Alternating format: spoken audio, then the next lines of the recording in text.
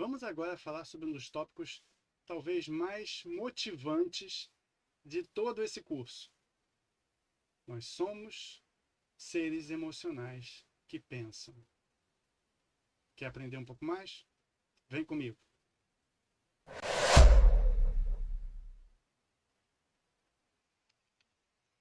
O primeiro princípio desse fundamento tão importante, nós somos seres emocionais que pensam, trata sobre a questão do sistema límbico. Então, o sistema límbico é o nosso sistema emocional.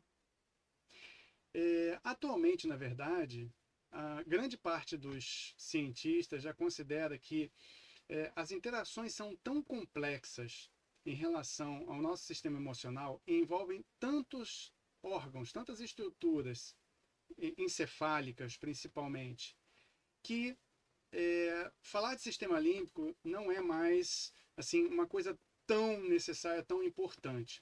Mas ainda assim, neste curso, nós vamos tratar o sistema límbico como um dos mais responsáveis pela parte das nossas emoções, porque na verdade ele é formado por órgãos que estão diretamente ligados a isso. Então, nós já tratamos do sistema límbico um pouco na nossa aula sobre introdução ao sistema nervoso, e agora vamos ver outros aspectos desse sistema límbico que tem diretamente a ver com a nossa sala de aula. Bom, a primeira questão a tratarmos aqui é que o sistema límbico é uma rede neural muito complexa. E isso é absolutamente verdadeiro. Envolve múltiplos órgãos, tanto órgãos corticais como subcorticais. E o funcionamento desses órgãos tem a ver diretamente, por exemplo, com os nossos estados emocionais. Isso se reflete no nosso comportamento, tanto na expressão voluntária, ou seja, aquilo que a gente quer demonstrar para o outro, como na expressão involuntária das nossas emoções, ou seja, aquilo que a gente expressa para o outro, mas que muitas vezes a gente nem gostaria de expressar ou nem nos damos conta que estamos expressando. Isso significa o seguinte: há um aspecto do nosso sistema emocional que você consegue controlar e há um outro aspecto do nosso sistema emocional que você não controla de forma alguma.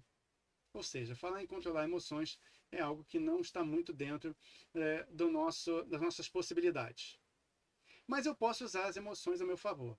Primeiro, corroborando o que nós já falamos anteriormente, faça o processo de ensino mais empático. Torne a sua sala de aula mais prazerosa. Isso é um trabalho que tem que estar sempre na sua cabeça. Não é você fingir ser uma coisa que você não é. Não é você, sendo um professor mais sério, começar a fazer piadas ou coisa desse tipo. Não se trata disso. É ter um olhar mais humano. É ter um olhar mais voltado para as necessidades dos seus alunos. E se isso não é tão simples ou fácil para você, é começar a fazer esse trabalho devagarinho. É começar a ter isso como uma das coisas com as quais você tem que se ocupar quando você está pensando na sua sala de aula, nos seus alunos, em todo o processo de aprendizagem que está aí envolvido. E nisso está envolvido também a criação de um ambiente de respeito, de um ambiente de escuta, que é uma das formas muito claras de você criar empatia, que é você dar voz, que é você escutar o outro. E também de estímulos, de você constantemente estar estimulando esse aluno a que ele possa, por exemplo, entender que ele é capaz de aprender, por mais dificuldade que ele tenha. Isso é estimulação também. Mas quando nós falamos de estímulos aqui, são os estímulos potencialmente agradáveis que nós podemos incluir dentro da nossa praxis de sala de aula. Muito bem. Falando sobre isso, nós vamos entender também que quando nós estamos falando sobre emoções, nós estamos falando necessariamente de estados emocionais. E o estado emocional, ele é o quê? Ele é o resultado das respostas que são evocadas pelas nossas emoções. Que respostas são essas? Respostas motoras. O nosso comportamento emocional. Nossas emoções, então, o que elas são? Elas são impulsos. Já ouviu falar de pessoas impulsivas? Você é uma pessoa impulsiva? Pessoas impulsivas são aquelas que se direcionam o comportamento através dos seus impulsos emocionais. São pessoas que têm pouco controle sobre seus impulsos. E assim, os impulsos em si nós não controlamos. Nós já falamos isso sobre a questão da diferença entre emoções, sentimentos e comportamento emocional lá na aula de introdução ao sistema nervoso. O que nós controlamos então? O que nós controlamos é a expressividade que nós daremos a essas emoções. Então, esses impulsos, o que eles fazem? Eles direcionam e determinam, mesmo que parcialmente, a força das nossas ações. Mas somos nós, no final da história, que vamos definir o quanto isso irá nos afetar ou não naquilo que nós pretendemos expressar para o outro. E para que nós possamos entender isso melhor, nós precisamos entender o desenvolvimento das competências emocionais. Competências emocionais, ou como hoje nós dizemos, as competências socioemocionais, elas são extremamente importantes para nós. Talvez até mais do que a competência dos conteúdos, em determinados aspectos. Porque se você tem uma sala de aula, por exemplo, que está muito bagunçada, em que os alunos têm um comportamento muito errático, muito pouco propício para a aprendizagem, você precisa trabalhar isso em termos das competências socioemocionais deles. Então, como é que você vai se preocupar nesse momento com o conteúdo se você, por exemplo, não conversou com eles ainda, não procurou entender o que está acontecendo com a turma, não procurou entender o que você pode fazer para melhorar esse aspecto? Então, esse desenvolvimento de competências socioemocionais, o entendimento disso e a importância que isso tem dentro da nossa prática docente, precisa ser melhor compreendido por nós. E por isso, nós estamos aqui falando disso nessa parte dos estados emocionais. Então, esses estados emocionais, eles permeiam a nossa sala de aula. A alegria, o medo, a raiva, estresse. E estresse tem qualidades, né? Você tem estresse positivo, você tem estresse negativo, a felicidade, o amor. Todos esses estados são estados emocionais que vão afetar positivo ou negativamente as experiências de aprendizagem dos nossos alunos. Não é que não vão acontecer, isso sempre vai estar presente. E isso precisa ficar bem claro para a gente. Porém, quando nós começamos a nos ocupar com isso e começamos a direcionar esses estados emocionais de forma a nós termos melhores estados emocionais, mais positivos dentro da sala de aula, e os estados emocionais que não são favoráveis, né, o medo, culpa, tristeza, ansiedade, que podem dificultar ou impedir a aprendizagem dos conteúdos, esses nós precisamos trabalhar dentro da nossa sala de aula conforme eles se apresentem. Entender, fazê-los conscientes aos nossos alunos e desafiá-los a vencer isso, dando, claro, as condições para que eles possam fazer.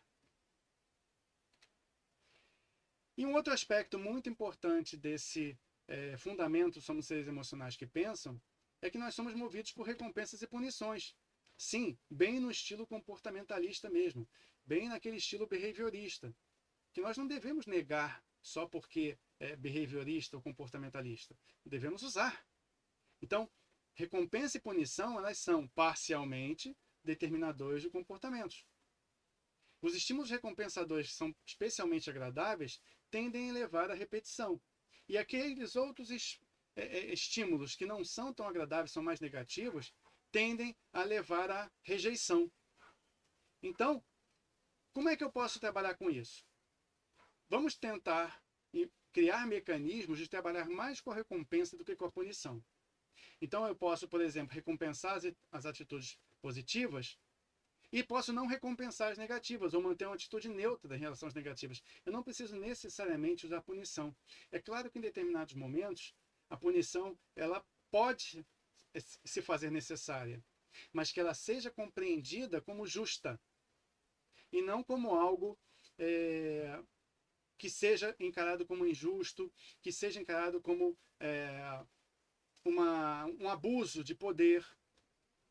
Então, recompensar as atitudes positivas e não recompensar as negativas pode ser um passo, que é um passo longo, não é imediato, mas pode ser um passo que vai fazer com que você possa entender melhor e direcionar os esforços dos seus alunos para que eles tenham os comportamentos que são mais específicos para a aprendizagem.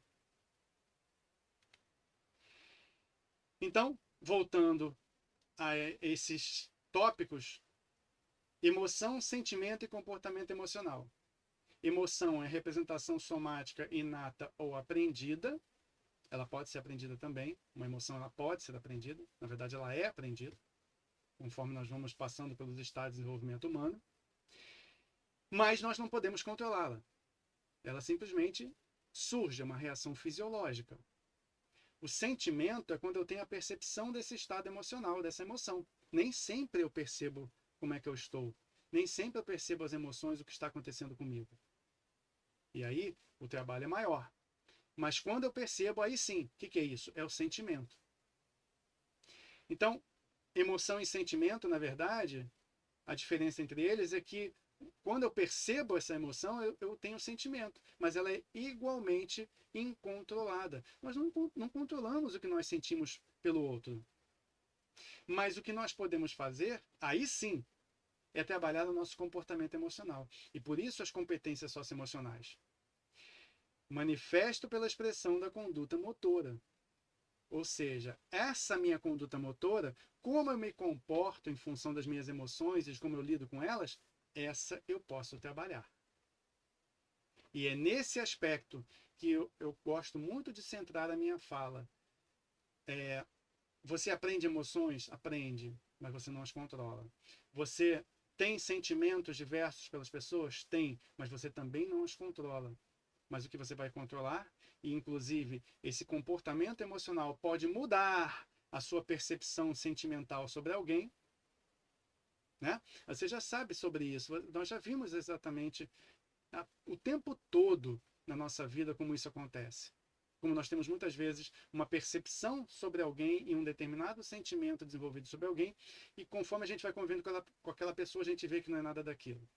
Então, sim, o comportamento emocional, ele pode sim alterar o sentimento que eu tenho por outra pessoa.